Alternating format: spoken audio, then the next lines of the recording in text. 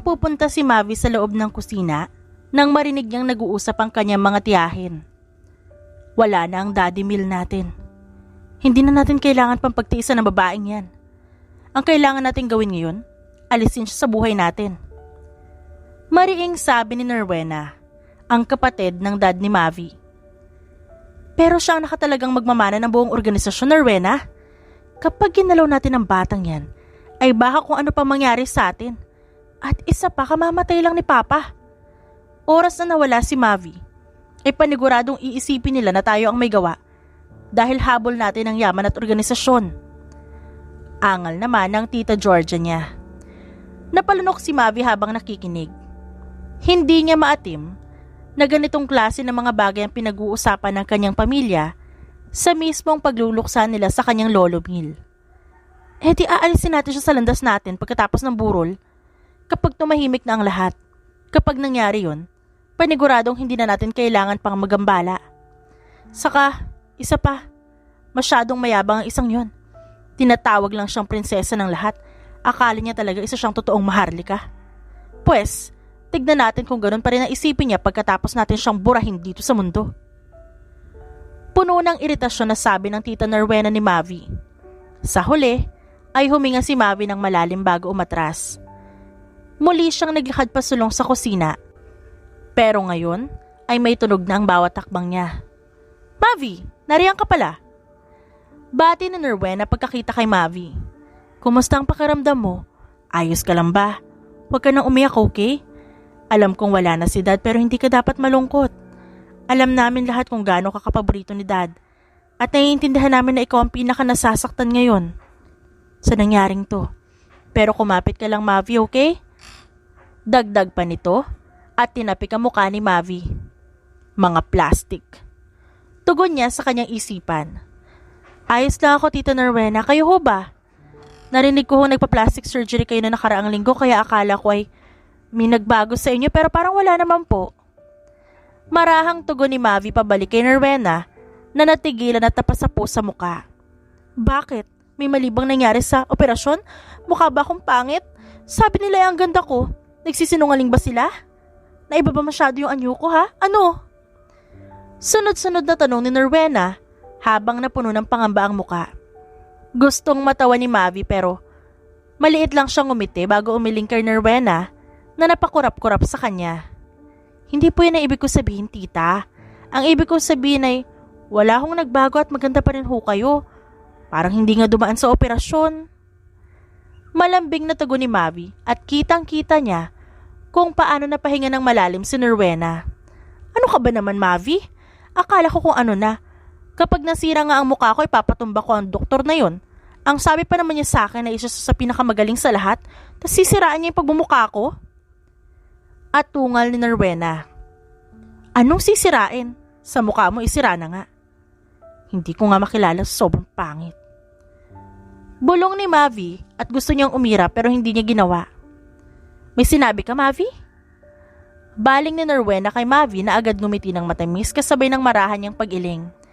Ang sabi ko, huwag kayong mag-alala dahil maganda kayo kahit saang anggulo tingnan. O siya, kukuha po muna ako ng maiinom. Kailangan kong bumalik sa sala. Dagdag pa ni Mavi bago nilagpasan ng mga kamag-anak. O kung matatawag niya bang kamag-anak ang mga ito pagkatapos ng mga narinig niya. Sana, hindi mo ako iniwan, Lolo. Simula nang mawala si Dad at Mom, ikaw na lang ang naging kakampi ko sa lahat. Kaya ano na lang ang gagawin ko ngayong wala ka na? Paano ko ipagpapatuloy ang buhay na meron ako pagkatapos ng lahat ng to? Tanong ni Mavi habang hinahaplos ang litrato ni Mil Serrano. Isa itong mafia boss ng kanilang pamilya. At si Mavi ang tinatawag na prinsesa ng kanilang pamilya dahil siya ang susunod na magiging pinuno ng organisasyon nila. Pero dahil doon, kaya siya mapapahamak ngayon. Sana hindi mo na ako iniwan, Lolo. Natatakot ho ako. Ayoko pa pong sumunod sa inyo. Ni hindi ko pa nga nasusubukan magkanobyo tapos isasama niyo ako agad dyan. Alam ko po na paborito mo ako pero sumusobra naman po ata ito, Lo. Kung may gusto man po kayo isama, bakit di yung mga katugunan lang natin naghahaman sa kapangyarihan? Kausap pa ni Mavi sa litrato habang napapasimangot na. Narinig ko sila, Lolo. Balak nila akong patayin pagkatapos ng libing mo. At yun sana ang gusto kong ipakiusap sa'yo ngayon, Lo. Alam ko may intindihan mo ako sa gagawin ko. Dahil alam kong gusto mo ako maging ligtas palagi. Gusto kong mawala sa landas nila bago pa ho nila malaman na alam ko ang gusto nilang mangyari, Lolo. Gusto kong tumakas bago pa nila ako makulong dito. Ayokong dumating ang araw na wala na ako magawa kung di ang magmakaawa na buhayin nila ako. Dagdag ni Mavi bago ibinaba ang hawak niyang litrato. Lolo, mahal na mahal po kita. Lumaki ako sa isang pamilya ng mga mafia, pero hindi mo ako kailanman pinabayaan. Kahit na sobra kong pasaway nun, nanatili ka sa tabi ko para lang mapatahan ako kapag wala sila mommy at daddy. Kaya gagawin ko po ang lahat para mabuhay ngayon. Patawad, Lo, kung hindi kita masusundan kung nasan ka man ngayon, pero pangako, Lolo, napipiliin ko maging masaya kahit wala ka sa tabi ko. Kaya po sana gabayan mo ko. Huling sambit ni Mavi bago tumayo sa kinauupuan niya. Inilagay ni Mavi sa balikat niya ang isang bag bago naglakad papunta sa bintana ng kwarto niya. May hawak siyang baril sa kabilang kamay para maging handa sakali mang may makakita sa kanya. Hindi nila ako mapapatay.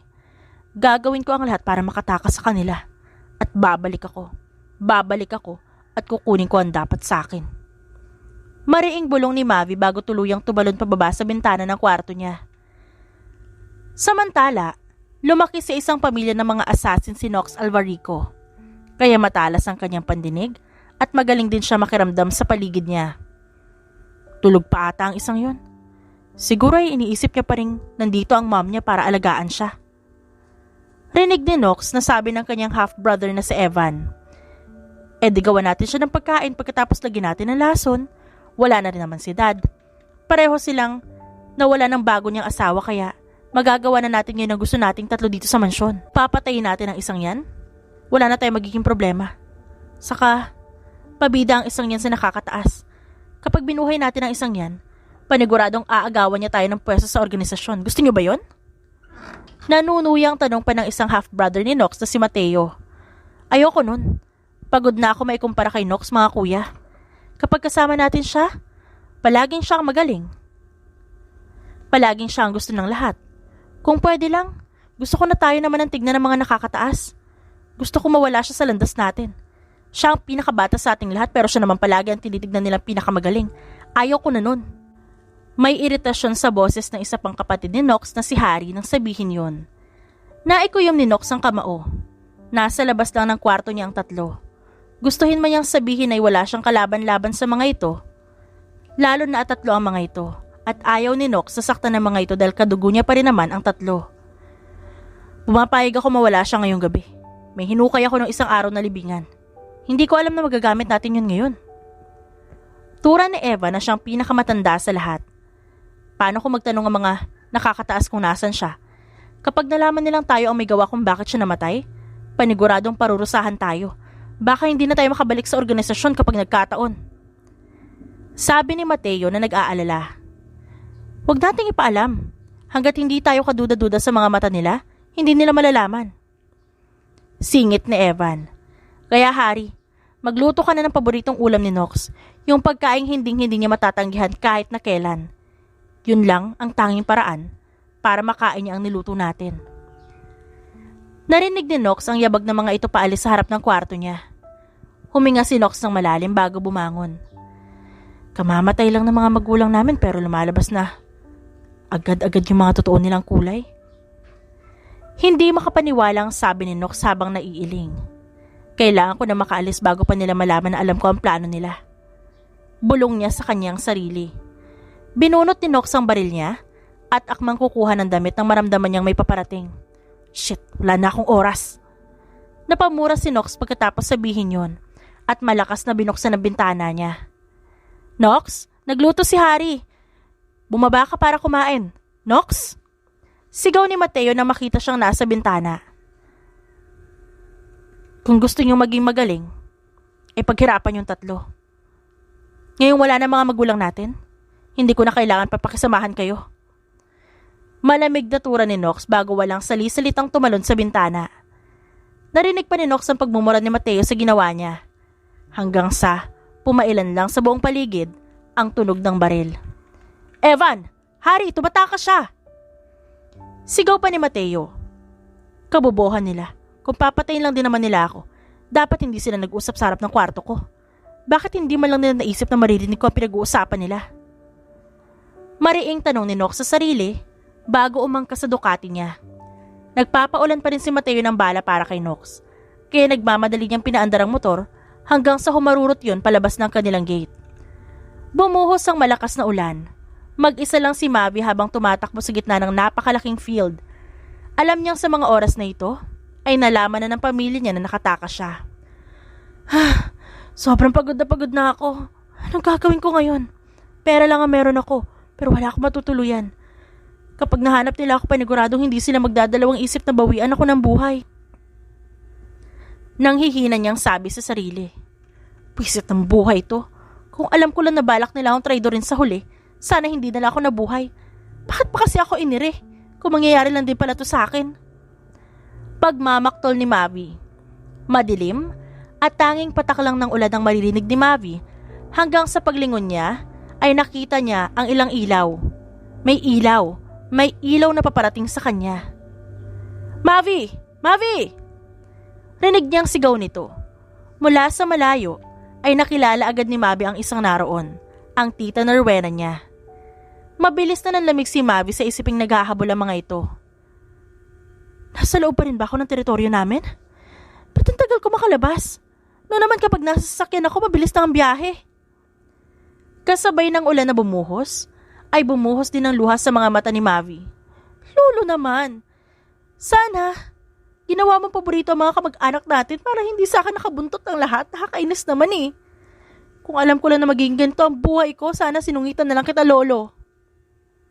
Angil ni Mavi sa langit. Wala siyang pinalampas na oras at mabilis siyang tumakbo kahit hindi niya alam ang tamang daan. Mavi! Mavi! Ayun siya, si Mavi! Sigaw ng tita Nerwena niya. Napamura si Mavi sa narinig. Hindi niya akalaing mapapansin siya ng mga ito. Mavi, huminto ka! Bumalik ka, kapag di ka huminto, ipapabaril ka namin! Sigaw ng tita Nerwena niya. Ano? Ba't nila ako babarilin? Paniguradong kasama ni tita Nerwena ang iba pang kasamahan niya.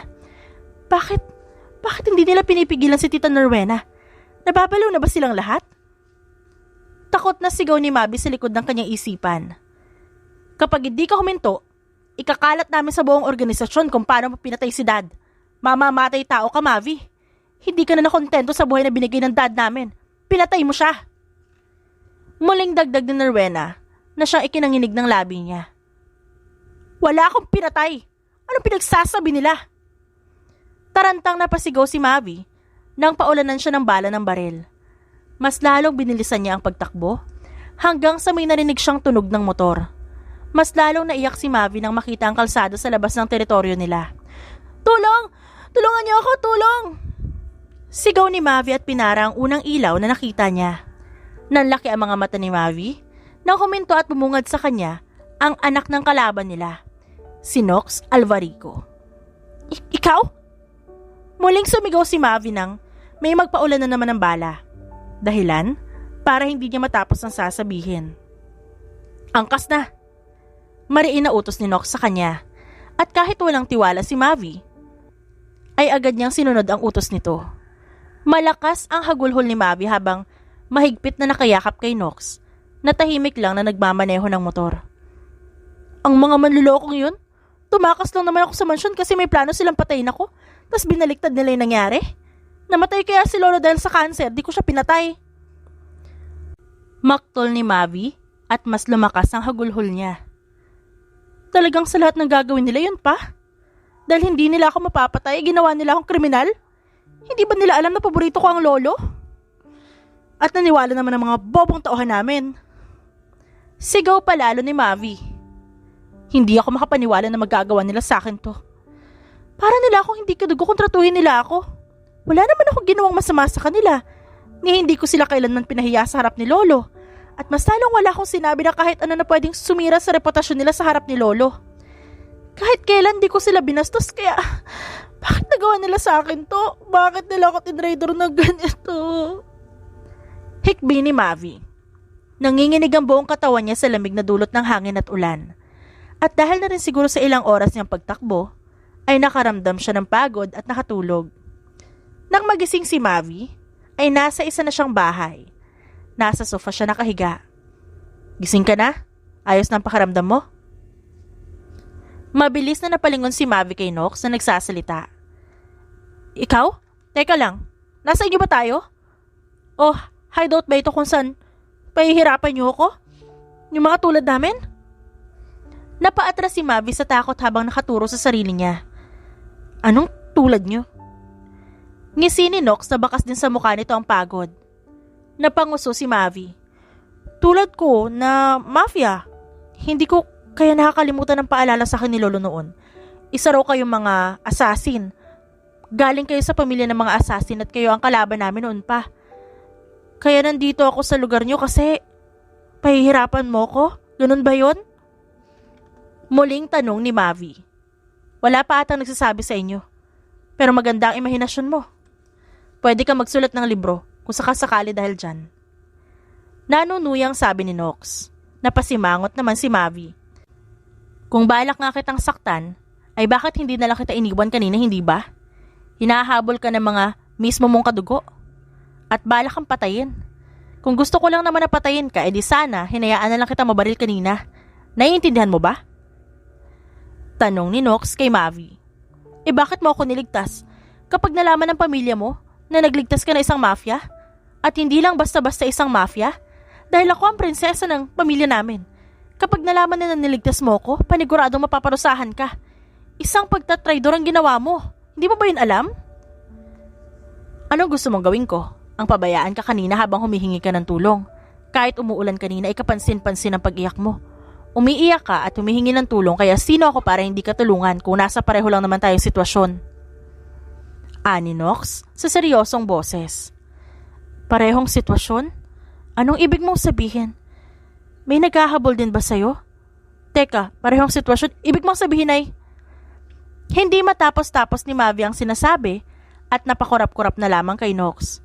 Ngumiti si Nox, nasapo niya ang noo bago huminga ng malalim. Kamamatay lang ng mga magulang ko noong nakaraang linggo. Habang nasa kwarto ako kanina, narinig ko nag-uusap ang 3 kong kapatid. Ang pinakamatanda sa amin ay 45 taong gulang. At ako ang pinakabunso sa aming 4. Pero kahit ganon, natawag akong pinakamagaling. Mas magaling pa nga sa mga nakatatanda kong kapatid. Dahil doon nagtanim sila ng galit sa akin. Dahil habang ginagawa nila ang lahat para mapili, ay ako ang pinili ng mga magulang ko. Kaya nang mamatay ang mga magulang namin, nahanap nila yung rason para alisin na rin ako sa buhay nila. Ngayong gabi dapat nila ako papatayin pero tumakas ako. Seryosong sabi ni Nox na ikinaawang ng labi ni Mavi. Huwag ka mag-alala. Pagtatraidor nga ito. Pero mamamatay pa rin naman ako kaya bakit di ko nalang gawin yung gusto ko, di ba? Saka kung buhay pa ang mga magulang ko, lalo na si Mom, paniguradong magagalit siya kapag nalaman niyang may pinabayaan akong babae. Sa gitna ng kalsada. Dahil ang kalaban ng pamilya, ang pamilya niya. Dagdag pa ni Nox. Paano itong bahay na to? Kung hinahabol kayo dapat di ba nagtatago tayo? Nagtatago tayo. Hindi mo alam dahil tulog ka kanina. Pero nasa loob na isang kuweba ang bahay na to. Walang nakakaalam tungkol dito dahil pasikreto ko itong pinagawa. Madalas kasi akong guluhin ng mga kapatid ko kapag nasa mansyon ako noon. Kaya gumawa ko ng sariling bahay kung saan pwede ako manatili hanggat kailan ko gusto. Bigla ay nakaramdam si Mavi ng pag-ihip ng hangin kaya mabilis niyang niyakap ang sarili dahil sa lamig. At napansin niyo ni Nox. Magbihis ka muna. Hindi kita binihisan kanina dahil babae ka. Ayaw ko rin naman galawin ka nang walang paalam. Doon ang banyo, may nakalagay doon na damit, tuwalya. At may maligamgam na rin na tubig sa bathtub kung gusto mo maligo muna. Sabi ni Nox sabay turo sa daan papuntang banyo. Salamat. Sagot ni Mavi pagkatapos ay napatayo na. Naglakad siya, pero muling lumingon kay Nox na nakatingin din pala sa kanya. Salamat din sa pagligtas sa akin kanina. Kung wala kay paniguradong napahamak na ako. Kaya maraming salamat sa lahat ng ginawa mo sa akin ngayong araw. Dagdag ni Mavi sa mahinang boses. Dahil doon ay ngumiti si Nox. Walang anuman. Kung may kailangan ka magsabi ka lang. Tugon ni Nox at tumango naman si Mavi bago nagmamadaling tumalikod para pumunta sa banyo. Ang galing ng araw na to. Parang kanina lang hinahabol ako ng sarili kong kadugo para patayin. Pagkatapos, narito ako sa lungga ng lalaking hindi ko alam kung mapagkakatiwalaan ko ba. Ani Mavi sa kanyang sarili pagpasok niya sa banyo. Kain muna tayo. Aya ni Nox kay Mavi nang matapos siyang maligo at magbihis. May pagkain ka dito? Tanong ni Mavi habang sinisirip ang mesa, pero umawang ang labi niya pagkatapos makita ang cereal lang ang naroon. Hindi ako marunong magluto. May mga sangkap naman dito pero hindi ako marunong magluto kaya kung ayos lang sa'yo, pwedeng yan muna ang kainin natin? Dahan-dahang tanong ni Nox na halatang nahihiya. Gusto ko sanang tumawag sa isang fast food chain pero baka matunto ng lugar na to at ayaw ko na maipahamak ang sarili ko kasama ka. Dagdag ni Nox habang kinakamot ang likod ng batok niya. Ngumuso si Mavi. Nagpipigil matawa dahil sa narinig niya. Kanina, nung niligtas mo ako, ang astig mo tignan. Mukhang alam na alam mo ang lahat sa tindig mo. Pero hindi ko alam na papalya ka sa ganitong bagay. Tura ni Mavi at tinulak pagilid si Nox. Hindi ako tinuruan ni Ma'am na magluto. Hindi rin ako nag-abala dahil palagi namang pumupunta sa akin si Ma'am para ipagluto ako. O palagi ako nasa mga restaurant kapag gusto kong kumain. Hindi ko alam na mangyayari ang bagay na to at darating ako sa punto nakakailanganin ko yung cooking skill na yun. Sabi ni Nox at hinarap si Mavi. Kaya dapat ay natuto ka na noon pa lang. Kung di mo alam na mangyayari ang araw na to, ay hindi ba dapat mas maging rason yun para matuto ka sa mga bagay-bagay na pwede mong gawin kapag ikaw lang mag-isa? Tanong ni Mavi. Bakit? Marunong ka ba magluto? Tanong pabalik ni Nox at puno ng kumpiyansang tumango naman si Mavi. Paniguradong hindi mo alam. Pero nawala sa akin ang mga magulang ko habang nasa 8 taong gulang pa lang ako. Wala akong kasama ng mga oras na yon at palagi lang akong tulala. Tapos dumating ang lolo Mil ko. Inalagaan niya ako. Pero naisip ko na darating din ang araw na mawawala siya sa akin. Kaya kumuha ako ng mga aralin tungkol sa pagluluto. At nagpapasalamat ako na ginawa ko yun kasi kita mo nga, naiwan na naman ako mag-isa. Nakangiting sabi ni Mavi. So, nasa ang kusina mo? At ang mga sangkap? Tahimik na tinuro ni Nox ang hinahanap ni Mavi at agad namang dumiretso doon ang dalaga. Anong naramdaman mo na mag-isa ka na lang nung nawala ang mga magulang mo? Tanong ni Nox sa mahinang boses. Pakiramdam ko ay wala akong alam. Parang baol na hinukay lahat ng meron ako sa loob. Hanggang sa wala na. Hanggang sa ako na lang mag-isa. Hindi siya malungkot. Hindi rin siya masakit. Wala nga lang ako maramdaman. Sagot ni Mavi habang abala sa pagluluto. Kaya siguro ako mahal ni Lolo Mil. Wala akong laman nun. Pero nung dumating siya, paunti-unti niyang nilagyan ng kahit ano yung baol ko. Naging prinsesa pa ako sa loob ng kanilang organisasyon. Mataas ang respeto ng lahat sa akin dahil kay Lolo Mil. Gusto nila akong lahat dahil kay Lolo Mil. Kaya ngayong wala na si Lolo, paniguradong wala na rin ako magagawa kundi ang maging palaboy. Natatawang dugtong ni Mavi. Pero ramdam ni Nox ang kalungkutan sa salitang sinasabi nito. Bakit hindi mo kunin pabalik? Gawa natin ang paraan para makuha mo ulit ang bagay na yun. Hindi naman ganun kadali yun. Saka paano ko gagawin kung mag-isa lang ako, hindi ba? Wala na nga ang Lolo Mil, kaya wala na akong kakampi na kahit sino. Kung sa estado pa lang ito ng buhay, isa na akong mahirap ngayon. Kulang na lang umupo ako sa kalye at manglimos. Sabi ni Mavi. Nandito naman ako. Bakit hindi akong gawin mong kakampi? Tutulungan kita makuha ang bagay na siyang gusto mo. Kukunin natin lahat ng naiwala mo noon. Pero kailangan nating magtulungan para maging ligtas tayo. Kaya ko lumaban para sa ating dalawa. Habang ikaw ang magluluto kasi marunong ka naman. Sa paraang yon, hindi na natin kailangan lumabas. At mas diliit ang porsyento na makikita tayo ng mga kadugo natin. Mas magiging ligtas tayo kung dito lang tayo sa bahay ko. Sunod-sunod na paliwanag ni Nox. Pwede naman. Pero paano mo ako matutulungan kung nandito lang tayo palagi sa bahay mo? Takang tanong ni Mavi at napakurap-kurap si Nox bago tumikim. Kada Biyernes at Sabado ay lalabas ako para umaligid sa pamilya mo. Kukuha ako ng mga impormasyon na pwede nating gamitin laban sa mga gusto kang patayin. Kailangan mo lang sabihin sa akin ng mga nalalaman mo at ako nang bahala sa nangyayari sa labas. Babalik din naman ako agad at magdadala din ako ng mga bagong sakap na pwedeng gamitin Lalo na dahil hindi naman magtatagal ang mga pagkain ko dito sa pang-araw-araw. Pero paano ka magiging ligtas nun? Kung aaligid ka sa pamilya ko, paniguradong mapapansin nila yon. Isa kang assassin, alam ko. Pero magagaling na miyembro ng mafia ang pamilya ko.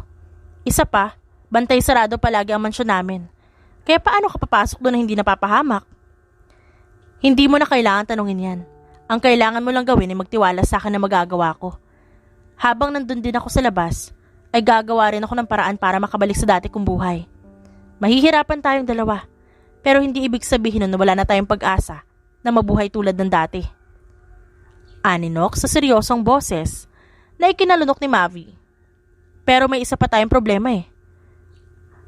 Alam mo naman na ngayon ko lang nalaman ang plano nila, di ba? At tumakas ako. Ni hindi ako nakapagbihis ng damit. Buti na nga lang at may damit ako dito sa bahay ko. Pero wala tayong pera. May pera naman ako dyan. Pero hindi yan magtatagal hanggang sa susunod na buwan. Lumiit ang boses ni Nox. At hindi na napigilan ni Mavi ang matawa sa binata. Nasaan ang bag ko? May bag ako kanina, hindi ba? Kunin mo yon at tatapusin ko lang ang niluluto ko. Nang makabalik si Nox, ay hinain na ni Mavi ang ulam sa plato.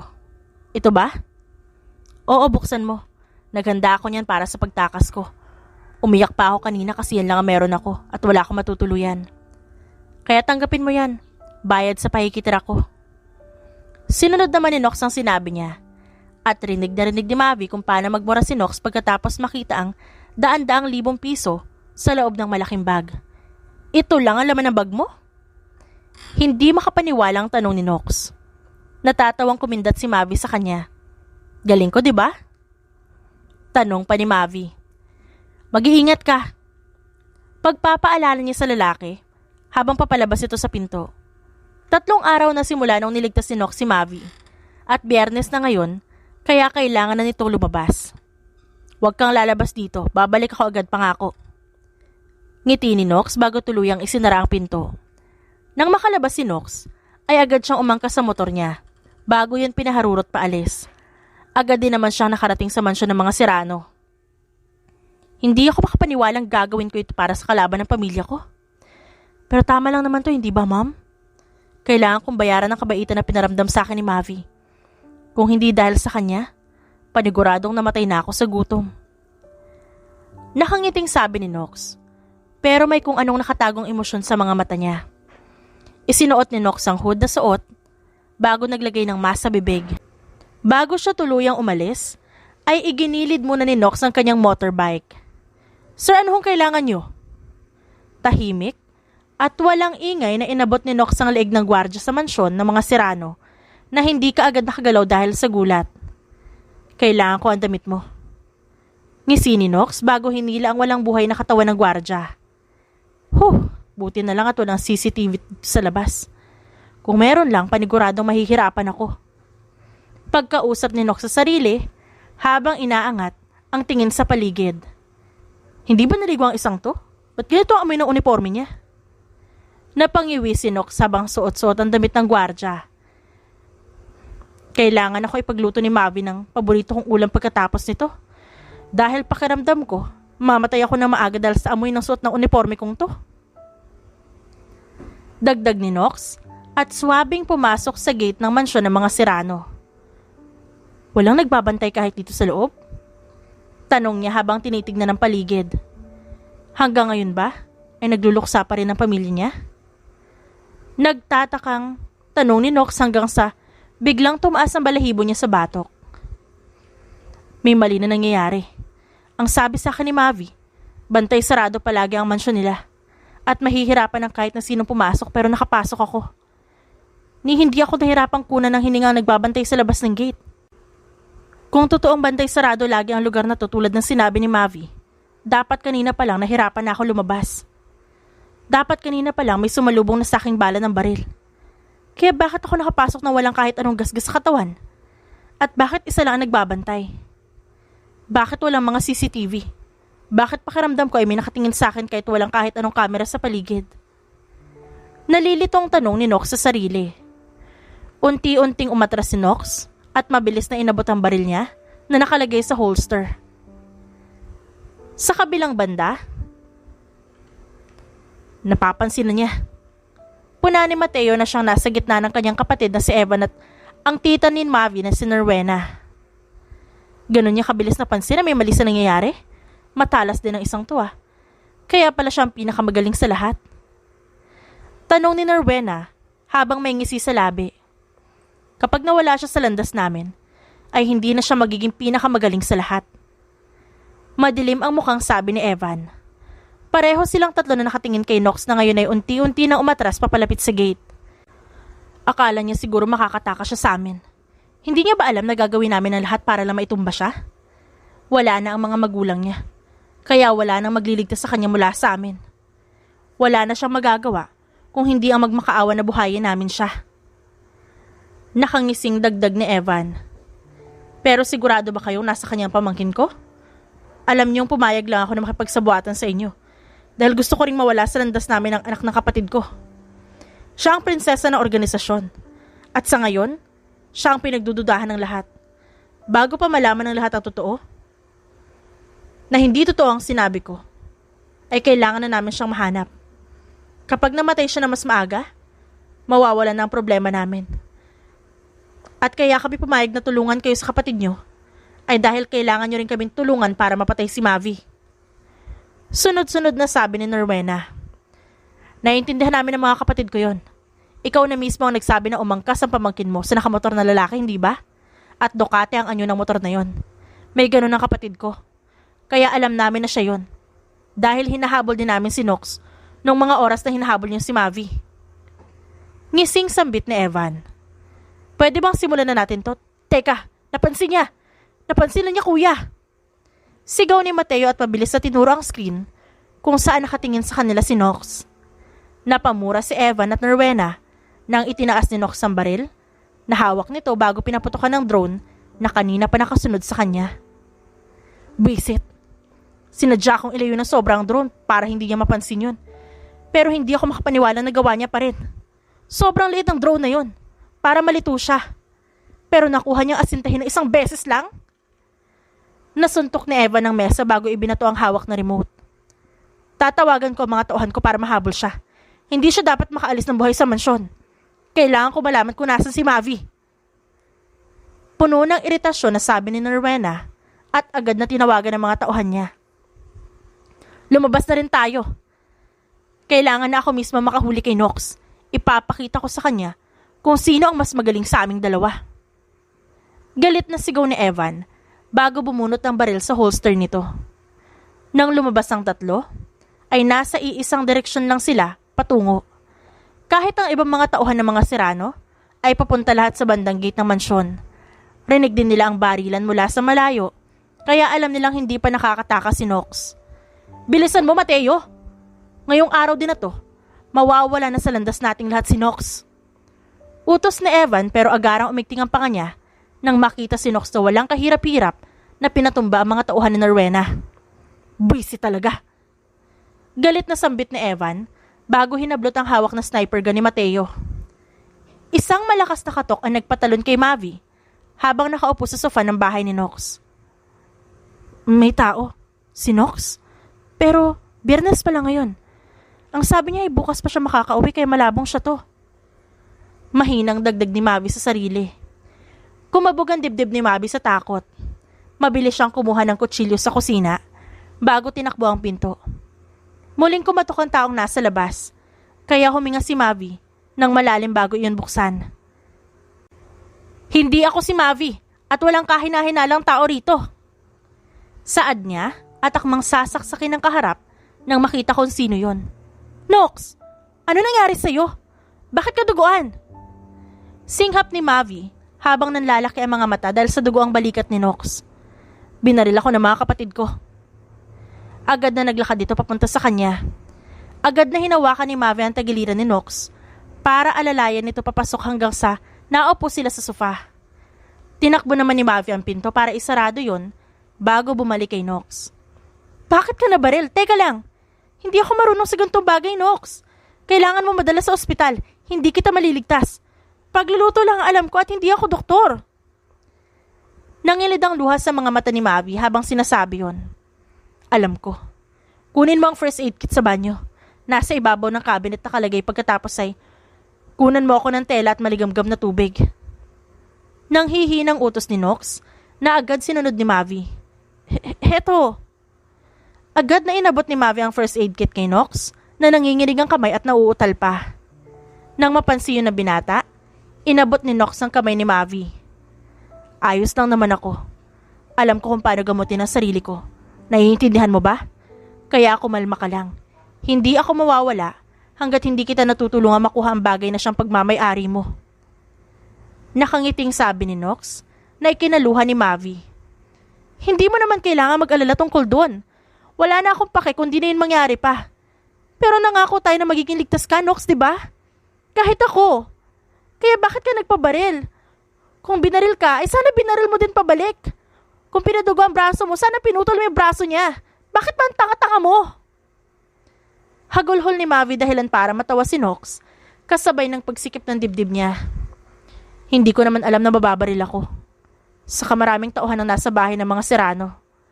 Pinagtulungan nila akong lahat kaya nahirapan ako makalabas ng walang sugat. Paliwanag ni Nox at agarang natigil si Mavi sa pag-iyak. Serrano? Sa mansyon namin? Doon ka nabaril ng mga kapatid mo? Nalilitong tanong ni Mavi.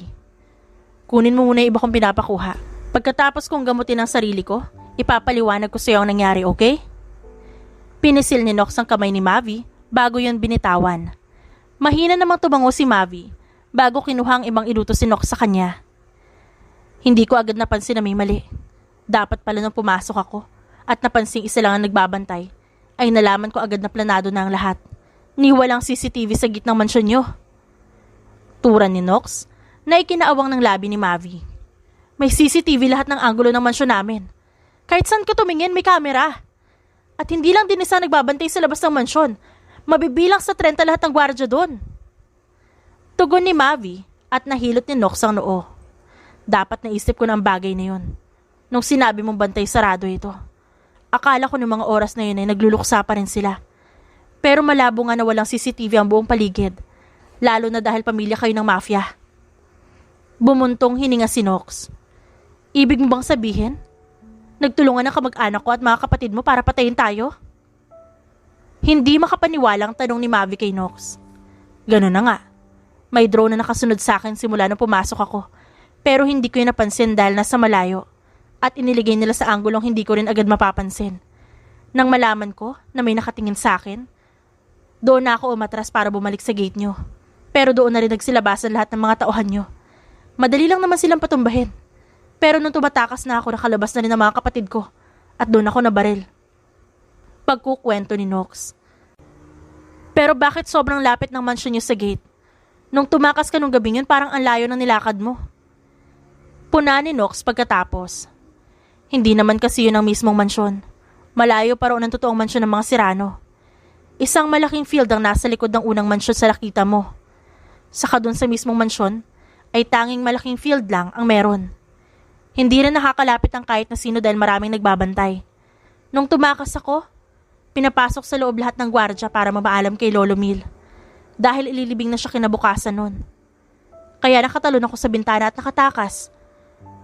Pero dahil hindi ako lumabas ng mga oras na yun, ay paniguradong sinilip ako ni na Tita Norwena at Tita Georgia sa kwarto.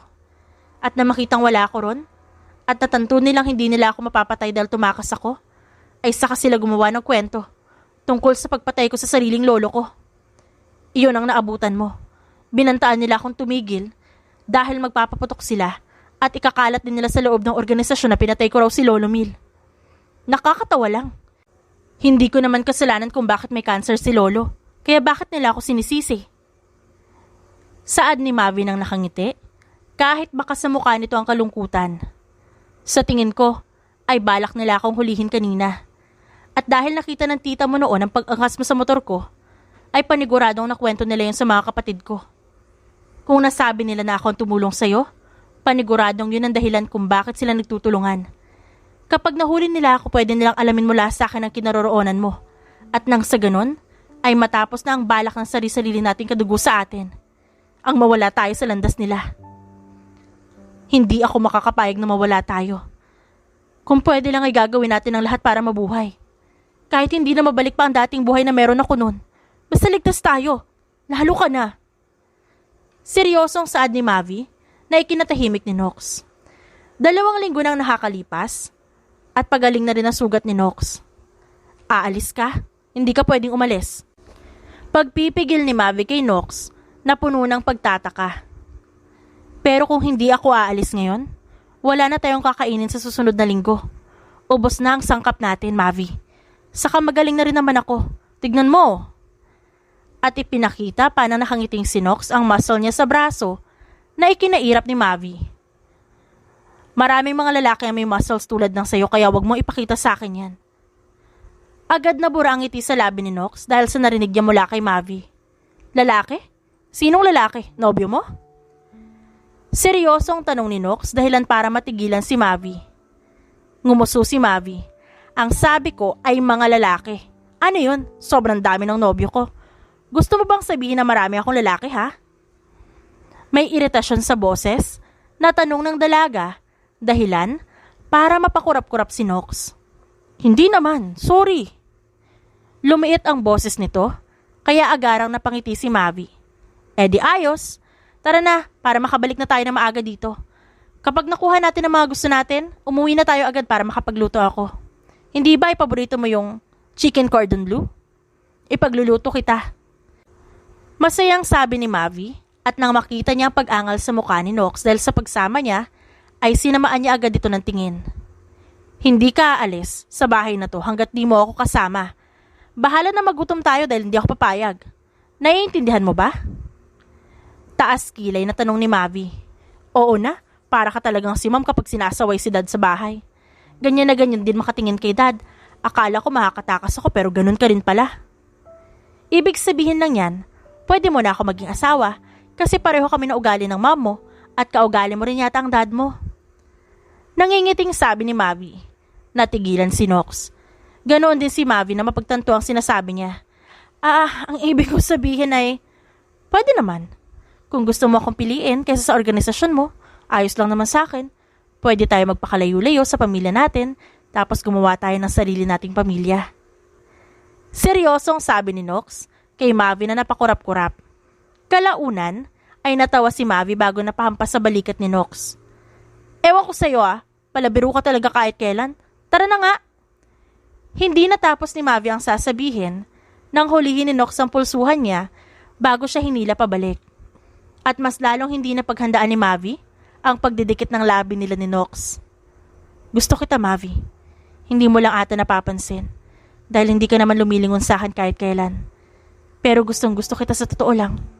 At seryoso ako sa sinabi ko. Dahil kaya kong talikuran lahat ng meron ako. Kung ibig sabihin na magsisimula tayo ng panibagong buhay, kasama magiging bago nating pamilya. Turan ni Nox pagkatapos niyang ihiwalay ang labi kay Mavi na natulala. Marahang tinulak ni Mavi si Nox, dahilan para pumaskil sa mga mata ni Nox ang sakit sa ginawa niya. Tara na. Pagkasabi ni Mavi nun, tumalikod siya bago hinawakan ng labi. Ang first kiss ko. First kiss ko yun. Bulong ni Mavi habang pulang-pula ang pisngi. Bakit ang baho? Nakangiwing tanong ni Mavi habang nililibot ang tingin sa kinaroroonan nila. Tiangge ang tawag sa lugar na to. Alam mo panigurado ang isang to kasi mahilig kang magluto. Nakangiting sabi ni Nox pero marahang umiling si Mavi. Tinakpan ni Mavi ang ilong. Bumibili ako ng sangkap sa mall. May air condition pa ron. Tsaka Nox, bakit ba tayo nandito? Masyadong maingay dahil sa dami ng tao. At ba't sila nagsisigawan kung nasa malapit lang sila? Itinuro pa ni Mavi ang nagtitinda na sumisigaw dahilan para manlaki ang mga mata ni Nox. Hinuli ni Nox ang kamay ni Mavi bago ibinaba pero hindi niya yun binitawan pa. Akala ko ay alam mo ang ganitong lugar. Madalas akong dalhin ni Ma'am sa ganito. At kapag dito ka bumibili, mas madalas ay mura yung makukuha mong presyo. Saka kapag nandito ka, pwede ka makipagtawaran sa mga nagtitinda. Paliwanag ni Nox. Kumunot ang noo ni Mavi. Makipagtawaran? Bakit tayo hihingi ng tawad sa kanila? May nagawa ba tayong kasalanan na hindi natin alam? Nagtatakang tanong ni Mavi. Napahalakhak si Nox at inabot ang pisngi ng dalaga. Kung di lang natin kailangan bumili ng sangkap, naiuwi na kita sa bahay. Sabi ni Nox dahilan para umawang ang labi ni Mavi. Kasabay ng pagpula ng kanyang pisngi. Ewan ko sa'yo. Ang galing mo talaga sa ganito, isa kang malandi, Nox. Nauutal na sigaw ni Mavi bago hinila ang kamay ng kasama para pumasok sa bilihan. Ang ibig sabihin ng makipagtawaran ay makipag-usap sa tindera para babaan nila ang presyo para sa atin. Nang sa ganon, mas marami tayo mabili at may sobra pa sa pera natin. Paliwanag ni Nox sa sinabi niya habang nakatingin sa likod ni Mavi. Ba't natin gagawin yun? Marami tayong pera at hindi naman tayo maghihirap kung bibilihin natin ng isang paninda sa orihinal nitong presyo. Saka hindi ka ba naaawa ha? Paniguradong ang liit ng kita nila tas ganito. Bababa pa nila yung presyo. Wala kang puso, Nox Alvarico ah. Irap ni Mavi. Kalaunan. Tama ka nga. Ang dami nating nabili. Tignan mo oh. 5 malalaking eco bag yung hawak natin tas ganun din yung sayo. Ang galing. Akala ko ba ayaw mo ibaba nila ang presyo ha? Mas magaling ka pa nga sa akin pagdating sa pakikipagtawaran sa tindera eh. Halos wala silang masabi nung kaharap ka nila. Naiiling natura ni Nox. Ayaw mo nun? May sobra pa tayong pera. Ibig sabihin lang nito, pwede mo na talaga ako maging asawa kasi magaling ako sa mga ganitong bagay.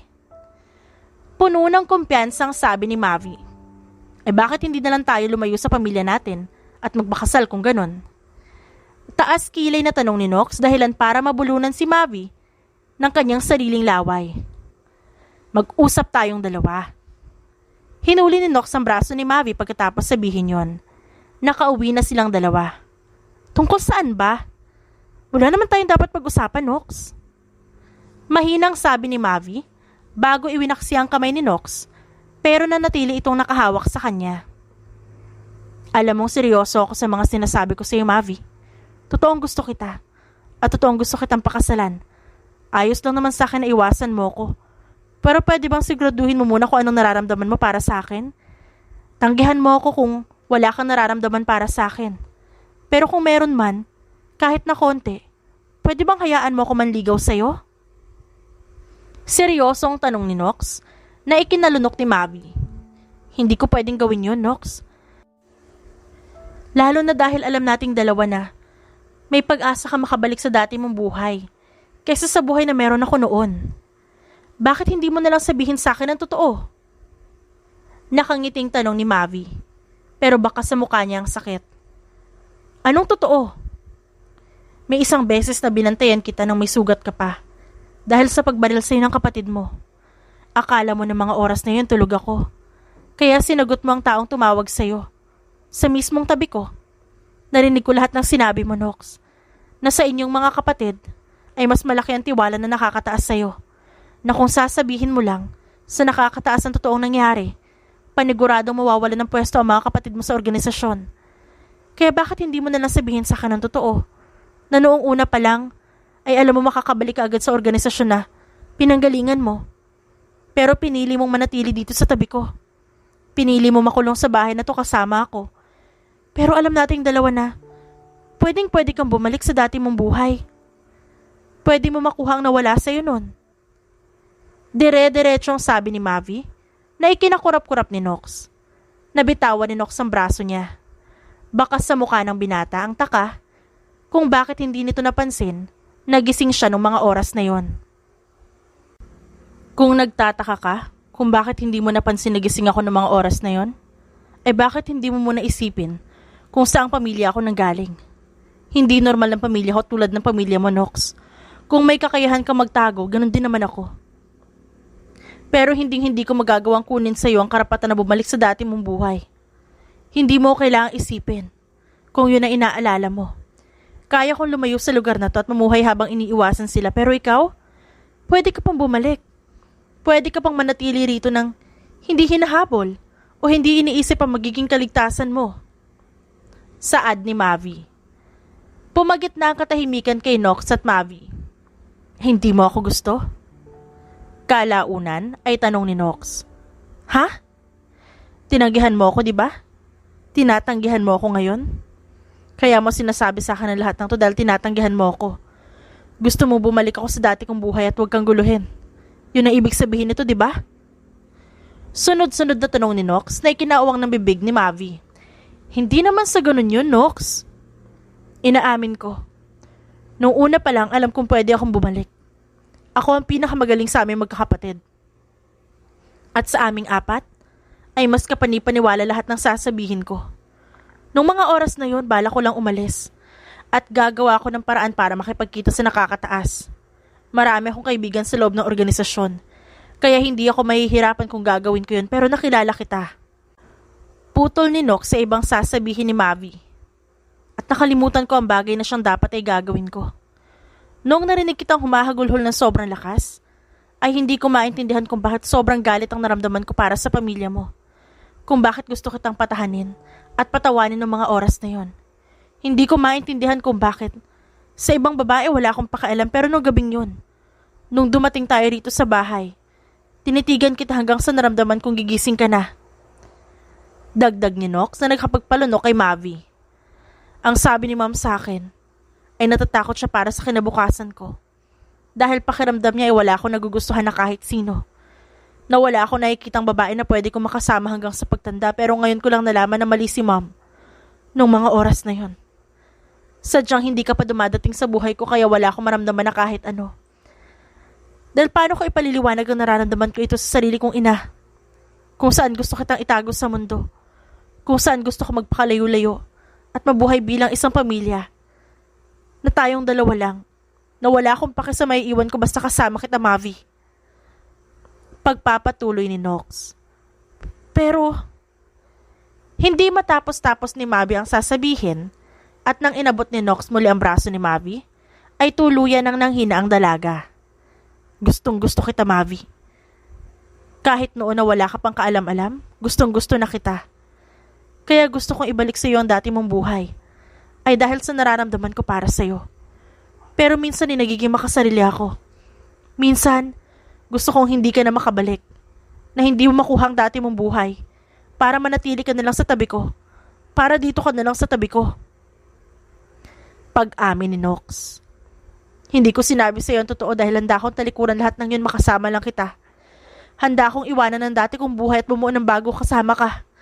Kaya minsan, kahit alam ko kung gaano ako kasamang tao, ay naisip kong magdasal na sana piliin mo ko. Na sana handa ka rin talikuran ng buhay mo noon para sa akin. Tuluyan ang naluha si Mavi sa narinig. Pero hindi na magiging tulad ng dati ang buhay mo kapag pinili mo ako. Baka mainis ka sa akin, magalit ka sa akin, o baka may hindi tayo kakaintindihan. Baka magkagulo tayo kapag nanatili tayo sa tabi ng isa't isa. Baka magsisi ka, Nox, dahil pinili mo ako. Umiiyak na sabi ni Mavi, pero nginitian lang siya ni Nox. Mula sa braso, ay umakyat ang kamay ni Nox sa pisngi niya at marahang pinunasan ang luha sa kanyang pisngi. Wala akong pakialam. Pinili kita. Kaya pipiliin pa rin kita kahit sa mga araw na hindi tayo magkaintindihan. Magalit man tayo sa isa't isa dahil sa mga bagay-bagay, hindi pa rin kita iiwanan. Dahil pinili ko ito, ginusto ko ito, pinili kita at ginusto kita. Gusto rin kita. Gusto ko rin yun. Gusto ko rin makasama ka, Nox. Gusto ko rin piliin ka. Pag-amin ni Mavi, dahilan para ikulong siya ni Nox sa isang mahigpit na yakap. Pinuno. Tawag ni Nox sa taong nakakataas sa kanila. Nawala ka, ex. Bakit? Diretso ang tanong ni Pinuno gamit ang pangalan ni Nox sa loob ng organisasyon nila. Hinahabol ako ng mga kapatid ko, Pinuno. Balak nilang patayin ako para mawala ako sa loob ng organisasyon. Seryosong sagot niya. Bakit hindi ka agad lumapit sa akin kung ganon? May nahanap ka ba, ex? Tumaas ang kilay ni Pinuno habang nagtatanong kay Nox na siyang marahang tumango. Alam kong nangako akong gagawin ko lahat para sa organisasyon. Pero simula nang makilala ko siya, gusto ko magbagong buhay na, Pinuno. Kung hahayaan mo ko, gusto kong tumiwalag sa organisasyon at mananatiling tikom ang bibig ko tungkol sa atin hanggang sa libing ko. Walang pasikot-sikot na sabi ni Nox. Hindi ko akalaing darating ang araw na to. Parang kailan lang nung una ka dumating sa organisasyon bilang pinakabunsong anak ng mga Alvarico. Akala ko'y mananatili kang bato tulad ng sabi ng iyong ina. Pero masaya akong malaman na nakahanap ka na rin sa wakas ng babaeng gusto mong piliin. Marahang sabi ng Pinuno. Hindi mo ba itatanong kung sino siya, Pinuno? Tanong ni Nox at napahalakhak si Pinuno ng mahina. Marami ako mga mata sa paligid, X. Alam ko kung sinong babae mo, pero hindi ako mangingialam. Walang kinalaman sa organisasyon ng personal mong buhay. At alam ko na kahit kailanman, hindi mo kami tatraydorin dahil ganun ka pinalaki ng iyong ina. Kaya kung gusto mo mang tumiwalag, malaya kang gawin yon. Sagot naman ng lalaki. Maraming salamat, Pinuno. Mananatiling mataas ang tingin ko sa'yo. Tumalikod siya at naglakad. Hindi na nilingon pang muli ang upuan kung saan nakaupo ang nakakataas sa kanila. Nox, kailangan ko pumunta sa mansyon namin. Bigla ang sabi ni Mavi kay Nox na ngayon ay nagtataka sa sinabi niya. Bakit? Babalik ka ba? Naputo lang sasabihin ni Nox nang umiling si Mavi. Nasa bag ko lang ang cellphone ko. Hindi ko napansin yun noong una dahil nakalimutan ko. At naka-off din siya. Tapos nakita ko kanina kaya sinubukan ko i-charge. Pagbukas ko ng cellphone ko, ay may tumawag sa akin. Isa sa mapagkakatiwalaang tauhan ni Lolo Mil nung buhay pa lang siya. At may sinabi siya sa akin. Marahang sabi ni Mavi at nang makita niya ang takot sa mga mata ni Nox, ay inabot niya ang pisngi ng nobyo. Hindi kita iiwan kung yun ang iniisip mo. Ang sabi sa akin ni Uncle Rex, narinig niya ang gabing nag-usap ang mga kamag-anak ko na burahin ako sa landas nila. May na-record siya habang nag-uusap sila. Lalo na noong nag-usap sila tungkol sa pag-frame up sa akin. Para isipin ng lahat ng tao na ako ang pumatay kay Lolo Mil. Inilabas niya yun sa lahat kahapon. Dahil may naging pagpupulong sa loob ng organisasyon tungkol sa susunod na maging boss ng pamilya. Kahapon lang, nalinis yung pangalan ko, Nox. At malaya na ako lumabas sa kahit saan. Dagdag ni Mavi, habang may ngiti sa labi. Pero hindi lang ito ang rason kung ba't gusto kong bumalik sa mansyon. Ang totoong gusto kong mangyari ay sabihin kay Uncle Rex na wala na akong balak tumakbo bilang boss nila, na gusto kong tumiwalag sa pamilya namin. At sa obligasyon ko, tulad ng kung paano mo iniwan ang trabaho mo bilang isang assassin.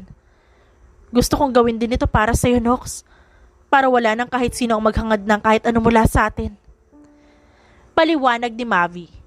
Ibig sabihin ay, kumislap ang mga mata ni Nox habang nakatitig sa nakangiting mukha ni Mavi.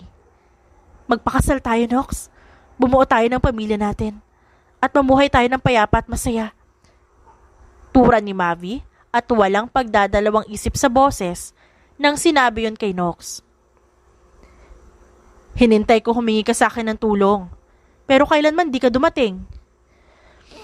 Akala ko may nangyari na talaga masama sa'yo. Yun pala ay... Hindi na tinapos ni Rex ang sinabi at nakataas ang kilay na tumingin kay Nox dahilan para matawa si Mavi. Bala kong iwan ang obligasyon ko, Uncle Rex. Gusto kong pakasalan ng lalaking yan. At kung pwede lang ay, pwede bang ikaw na lang pumalit sa posisyon ko? Nakangiting tanong ni Mavi kay Rex na namungay ang mga mata. Hindi na ba kailanman magbabago yung isip mo? Hindi na ba kailanman magiging walang laman ang baol mo, Mavi? Ito na ba yun? Ito na ba ang sinasabi ng lolo mo sa akin? Tanong ni Rex, dahilan para mapakurap-kurap si Mavi. Sinabi ni Lolo? Ano sinabi ni Lolo, Uncle Rex? Sabi niya, ay panandalian lang ang nakalagay sa baol mo. Na darating ang araw na mawawala ang mga yon. Pero pinagdadasal niya, kahit hindi naman talaga marunong magdasal ang Lolo Milmong yon. Ang sabi niya ay, nagdasal siya na sana, mapuno na ang baol mo. Na sana, may dumating para punuin yan. At sa pagkakataong ito, ay hindi na panandalian lang. Dagdag ni Rex, na ikinalunok ni Mavi. Nag-usap pa si Rex at Mavi, hanggang sa magpaalam na ang dalaga para kunin ang nobyo at nang mabisita nila ang puntod ng Lolo Mil. Siya ang Lolo Mil ko. Siya ang nag-alaga sa akin nung naiwan ako mag-isa. Dahil kay Lolo Mil, kung bakit hindi na ulit ako nalungkot. Dahil kahit na kailan, hindi niya ako iniwang mag-isa. Pagpapakilala ni Mavi sa lolo niya kay Nox, na seryosong nakatitig sa puntod nito. Ikinagagal ako makilala Camille Serrano. Mataas ang tingin ko sa inyo, sir. Dahil sa pag-aalaga mo sa nobya ko. Huwag po kayong mag-alala. Dahil simula ngayon, hindi na po ulit mag-iisa si Mavi. Kahit saan ay sasamahan ko siya, mapabundok man o dagat, kahit sa gitna pa ng kalsada, Hindi po ako marunong magluto pero gagawin ko po lahat para protektahan ang apo nyo. At para maging masaya siya sa piling ko. Matapat na sabi ni Nox. Dahilan para mapaiyak si Mavi. Ganun na lang din ang gulat ni Mavi nang lumuhod si Nox sa harap niya bago naglabas ng isang kahon. At bago po matapos ang araw na to, gusto ko po sanang hingin ng permiso nyo. Gusto ko po sanang pakasalan ng apo nyo kung hahayaan nyo ako. Kung hindi man, itatakas ko na lang po siya. Seryosong dagdag ni Nox na ikinatawa ni Mavi. Pumapayag daw ang lolo, Nox. Pwede mo raw akong pakasalan. Talaga? Paninigurado ni Nox at natawa si Mavi bago tumango. Dahan-dahan ay isinilid ni Nox ang singsing sa daliri ni Mavi bago siya tumayo para hagkan sa labi ang nobya. Makalipas ang 6 na taon, Ma! Shells! Sigaw ng 4 na taong gulang na anak ni Mavi at Nox. Dahan-dahan baby, baka madapa ka. Paalala ni Mavi sa anak na tumatakbo ngayon sa buhanginan. Napayakap si Mavi sa sarili nang umihip ang malamig na hangin. Pero naramdaman niyang yumakap si Nox mula sa likuran niya dahilan para mapangiti siya. Gusto ko ng ganito. Gusto ko ng ganito palagi. Bulong ni Nox sa bandang liig ni Mavi. Hindi ka ba nagsasawang ganito katahimik ang buhay natin? Hindi mo ba namimiss ang buhay mo noon, Nox? Naramdaman ni Mavi ang paghalik ng asawa sa liig niya. Hindi ako magsasawa sa ganitong buhay. Dahil pangarap ko ito para sa ating dalawa. Pinangarap ko makasama ka ng ganito habang buhay. Malambing na sagot ni Nox. Ma! Pa! Look! Sigaw ulit ng anak nila na ngayon ay tumatakbo na papunta sa mga magulang niya. Parehong yumuko si Mavi at Nox para salubungin ng anak na malaki ang ngiti sa labi. Pink shell!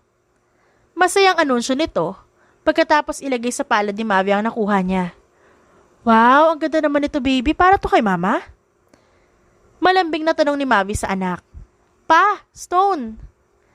Sabi ng anak at nilagay sa palad ni Nox ang isang bato na ikinahalakak ni Mavi. Bakit bato lang kay papa, tas magandang shell kay mama, baby? Kiniliti ni Nox ang tagiliran ng anak na agad namang tumawa. Stop pa! Stop! Hinuli ng kanyang anak ang kamay niya habang may ngiti sa labi. Tumigil din naman si Nox. Mama pretty, Papa strong. Saad naman ang kanilang anak. Hindi talaga ako magsasawa sa buhay na to. Maraming salamat dahil pinili mo ako, Mavi. Kung di mo ako pinili, hindi ko to mararanasan. Marahang sabi ni Nox at inabot ang kamay ng asawa. Mahal na mahal kita at palagi kitang pipiliin, Nox. Sagot ni Mavi na ikinalunok ni Nox. Mahal na mahal din kita at palagi ko rin pipiliin ang buhay na to kasama ka, mahal ko. Marahang sabi ni Nox at inabot ang pisngi ni Mavi bago pinatakan yun ng halik. The end. At dyan nagtatapos ang ating kwentong pinamagatang The Assassin and the Mafia Princess, written by Leslie. Dearest friends and avid listeners, don't forget to like our videos and subscribe to our channel for more wonderful stories. Mula sa aming main channel, Randall Tagalog Love Stories, and for our second channel, Miss R Stories, lubos po naming pinasasalamatan ang inyong suporta at pagtangkilik sa aming mga likang istorya. Ingat po kayong lahat and have a good day everyone. Paalam!